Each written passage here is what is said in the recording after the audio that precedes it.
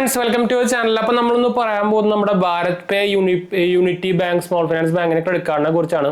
നിങ്ങൾ നോർമലി എന്താ പറയുക, EMI കാർഡെന്നും കേട്ടിട്ടുണ്ടായിരിക്കും, അതുപോലെ ക്രെഡിറ്റ് കാർഡെന്നും കേട്ടിട്ടുണ്ടായിരിക്കും. ഇത് രണ്ടും കൂടിയിട്ടുള്ള ഒരു മിക്സ് എന്ന് വേണമെങ്കിൽ പറയാം ഈ കാർഡിനെ.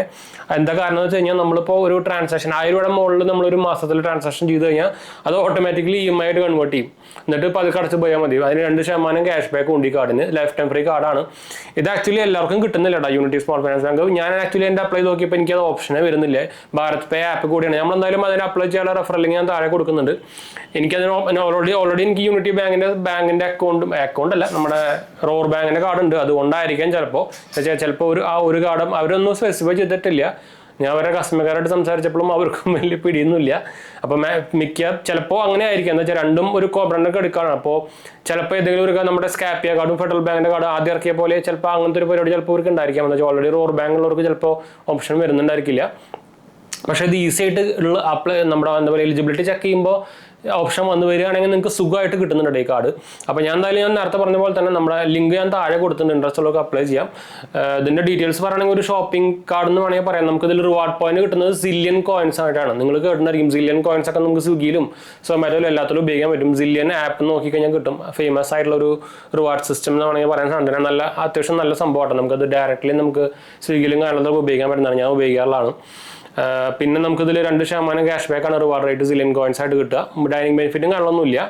പിന്നെ നമുക്ക് ട്രാവൽ ബെനിഫിറ്റും ഇല്ല. ഡൊമസ്റ്റിക് ലോഞ്ചസ് നമുക്ക് 2 ഫ്രീ വിസിറ്റ് ഉണ്ട് പെർ ക്വാർട്ടറിൽ. അതുപോലെ തന്നെ ആനുവലി നോക്കുകയാണെങ്കിൽ 8 ഉണ്ട്. പിന്നെ ഇന്റർനാഷണൽ ലോഞ്ച് നോക്കുകയാണെങ്കിൽ 2 ഫ്രീ വിസിറ്റ് ആനുവലിയും വരുന്നുണ്ട്. ഇത് ആക്ച്വലി ഇത് കിട്ടുന്നുണ്ടോ സംഭവം ഉണ്ടെന്ന് പറയാൻ പറ്റില്ല. റൂപേ വേരിയന്റിൽ വരുന്നതാണ്. എന്താ വെച്ചാൽ ഒരു ബേസിക് കാർഡാണ് സംഭവം. പക്ഷെ അതിൽ നമുക്ക് ഇന്റർനാഷണൽ ലെസസ് കിട്ടുമെന്ന് പറഞ്ഞു കഴിഞ്ഞാൽ അത് യൂസ് ചെയ്തവർക്ക് തന്നെ പറയാൻ പറ്റുള്ളൂ. എന്ന് വെച്ചാൽ ഇപ്പോൾ പ്രീമിയം കാർഡ്സുകൾക്ക് അടക്കം ഇപ്പോൾ ലോഞ്ചുകളൊക്കെ റിജക്റ്റ് ആവുന്നുണ്ടെന്നൊക്കെ പറയുന്നുണ്ട് ന്യൂസൊക്കെ. പിന്നെ നമുക്ക് ഇതിൽ ഇൻട്രസ്റ്റ് റേറ്റ് വരുന്നത് 2% മാത്രമേ ഉള്ളൂ പെർ മന്ത്. അപ്പോൾ കുറവാണ് കമ്പാരിറ്റീവ്ലി. ആനുവലി 24% ഉള്ളൂ. ബാക്കിയുള്ളതിനൊക്കെ 43% ആണ്. അതാണ് ഞാൻ കുറവെന്ന് പറഞ്ഞത്. പിന്നെ fuel surcharge wave fund 1%. Foreign currency market charge നോക്കുകയാണെങ്കിൽ 3.5% ഉണ്ട്. അതിനൊന്നും കുറവില്ല. അപ്പോൾ അത്യാവശ്യം കുഴപ്പമില്ലാത്തൊരു കാർഡെന്ന് വേണമെങ്കിൽ പറയാം. ഈ കൺവേർഷൻ നമുക്ക് വേണമെങ്കിൽ സ്റ്റോപ്പ് ചെയ്യാൻ പറ്റുന്നതാണ് ഞാൻ ഇവരോട് ചോദിച്ചപ്പോൾ പറഞ്ഞു കേട്ടോ. പിന്നെ പ്രോസ് എന്ന് പറയാനുള്ളത്, ജോയിൻ ഫീസ് ഇല്ല, റിന്യൂവൽ ഫീസ് ഇല്ല, ഓട്ടോ EMI ഫീച്ചർ വരുന്നുണ്ട്, 2% ക്യാഷ് ബാക്ക് സില്യൺ കോയിൻസിൽ വരുന്നുണ്ട്, ലോഞ്ചസും കിട്ടുന്നുണ്ട്. അതിൻ്റെ മെയിൻ പ്രോസ് എന്ന് പറയാനുള്ളത്. കോൺസ് എന്ന് പറയുമ്പോൾ ഡൈനിങ് ബെനിഫിറ്റോ മൂവി ബെനിഫിറ്റോ ട്രാവലിംഗ് ഓഫറോ സംഭവമൊന്നുമില്ല. 3% ഫോറിൻ കറൻസി ചാർജ് വരുന്നുണ്ട്. ഇത് കുറവില്ല. EMI ബേസ്ഡ് റിവാർഡാണ്. Mean you earn only when balance are not paid in full. അതായത് ഈ റിവാർഡ് പോയിന്റ് കിട്ടണമെങ്കിൽ നിങ്ങൾ EMIയിൽ പേ ചെയ്താൽ മാത്രമേ നമുക്ക് ക്യാഷ് ബാക്ക് കിട്ടുള്ളൂ. അതാണ് ഇതിൻ്റെ ഒരു ഡൗൺ സൈഡ് എന്ന് പറയാനുള്ളത്. ഇൻഷുറൻസ് കവറോ കാര്യങ്ങളൊന്നും ഇല്ല കേട്ടോ. അപ്പോൾ ഇതാണ് ഇതിൻ്റെ കാർഡിൻ്റെ ഡീറ്റെയിൽസ്. ഇതിൻ്റെ EMI കൺവേർഷനെ കുറിച്ച് പറയുകയാണെങ്കിൽ നിങ്ങളുടെ ടോട്ടൽ, അതായത് ഒരു മാസത്തിൽ നിങ്ങൾ സ്പെൻഡ് ചെയ്യുന്ന എമൗണ്ട് 1 രൂപയുടെയും 999 രൂപയുടെ ഇടയിലാണെങ്കിൽ EMI കൺവേർഷൻ ആവില്ല. അതായത് നോ EMI വരുള്ളൂ. എമൗണ്ട് ഫുൾ പേ ചെയ്യണം. നമുക്ക് ക്യാഷ് ബാക്കും കാര്യങ്ങളൊന്നും കിട്ടില്ല. 1000-ൻ്റെയും 10,000-ൻ്റെയും ഇടയിലാണെങ്കിൽ 3 EMI ആയിട്ട് കൺവേർട്ട് ചെയ്യാൻ പറ്റും. നമുക്ക് വേണമെങ്കിൽ 12 EMI വരെ മാക്സിമം നമുക്ക് കൺവേർട്ട് ചെയ്യാം. 10,000-ൻ്റെ മുകളിലാണെങ്കിൽ 12 EMIയിൽ ഓട്ടോമാറ്റിക്കലി കൺവേർട്ട് ആവും. മാക്സിമം വരെ 12 EMI ആണ് വരുന്നത് കേട്ടോ. അത് നോ കോസ്റ്റ് EMI എക്സ്ട്രാ ചാർജൊന്നും വരില്ല.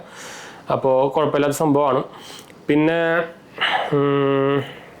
അപ്പോൾ അത്രയൊക്കെ തന്നെ ഉള്ളൂ, വേറെ സംഭവങ്ങളൊന്നുമില്ല. റിവാർഡ് സിസ്റ്റത്തിൻ്റെ കാര്യം പറയുകയാണെങ്കിൽ, സില്യൺ കോയിൻസിൻ്റെ കാര്യം പറയുകയാണെങ്കിൽ നമുക്ക് അപ്പോൾ 1000-ൻ്റെയും 10,000-ൻ്റെ ഇടയിലാണെങ്കിൽ 1% കിട്ടുക. 10,000-ൻ്റെ മുകളിലാണെങ്കിൽ 2% കിട്ടുക കേട്ടോ. ഇത് ആക്ച്വലി നമുക്ക് റിവാർഡ് സിസ്റ്റം ഓഗസ്റ്റ് 2025 തൊട്ട് മാറിയിട്ടുണ്ടായിരുന്നു, കുറച്ച് കൂടിയിട്ടുണ്ടായിരുന്നു. എന്ന് വെച്ചാൽ ഇപ്പം നമ്മൾ പറഞ്ഞ റിവാർഡ് സിസ്റ്റം ഓഗസ്റ്റ് മുമ്പുള്ളതായിരുന്നു. ഇപ്പം നമുക്ക് 1000-ൻ്റെ മുകളിൽ എല്ലാത്തിനും 2% കിട്ടും കേട്ടോ. അപ്പോൾ അത് നല്ല കാര്യമാണ്. മുമ്പ് 1% പിന്നൊന്നുമില്ല. കോംപ്ലിമെൻ്ററി ആയിട്ട് നമുക്ക് ഹെൽത്ത് ചെക്കപ്പ് സംഭവങ്ങളൊക്കെ വരുന്നുണ്ടെന്ന് പറയുന്നുണ്ട്. എലിജിബിലിറ്റി ക്രൈറ്റീരിയ നോക്കുകയാണെങ്കിൽ 21 to 65 വയസ്സാണ് മാക്സിമം വരുന്നത്.